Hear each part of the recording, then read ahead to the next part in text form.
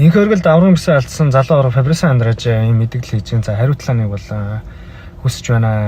Юу үгүй л хүсэж байгаагаа илэрхийлж байна. За тулааныг бол үр дүнтэй бол эвлэрч байгаа юм даа санал өгч өөрийнх нь гаргасан алдаануудыг бол хүлээн зөвшөөрч. За ингэхдээ нэгдүгээр үдээр одоо болон хоёрдугаар үдээр хүн цохилтонд оруулж одоо энх өрлийг унгааснараа үргэлжлүүлээд дутуу гарах гэж яарад хитрхи их хүч гаргаад тэндээсээ одоо өөрөө алдаа гаргаад 3 4 дээр ядраад ингээд би хүнд байдалд ороод ялагдсан. Тэгээ Монголын фэнүүд маш хүчтэй энх өрлийг бол ялангуяа маш их багтаж байна.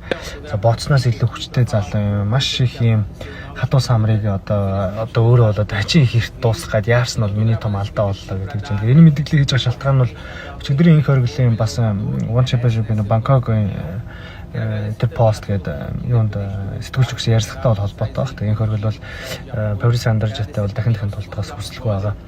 70 кг тулдмаар байна гэсэн мэдээлэлтэй холбоотой баг. За үүнтэй зэрэгцүүлээд яарад Фабрицио Андраж ийм мэдээлэл хийсэн байна. За ер нь бол тэгээ Фабрицио Андраж аваргын хувьд бол яаран одоо рематч хүсэж байгаа нь бол тодорхой. За энэ дээр бол мэдээж хэрэг энх өргөлийн хувьд энэхүү явантыг их орондоо буюу одоо улсын нийслэл Улаанбаатарт авчрахыг бол хүсэж байгаа нь тодорхой. Тэгэхээр мэдээж менежментийн багийн тал дээр бол нийтэд төлөвлөхөө ажиллах нь дамжиггүй. Тэгээд өмнө One Championship холбооны маш том явант Монголд болж исэн, бүр шоу болж исэн, туршлагатай учраас энэ талдаа ч гэсэн One Championship холбооноос бол зөвшөөрөх нь бол дамжиггүй байх. За эх оны эхний хагасд магадгүй 4 сар хавцаал байх болоо да. Тэгээд энх өргөл бол Улаанбаатар хотод аваргын бүсээ хамгаалж таарах байх.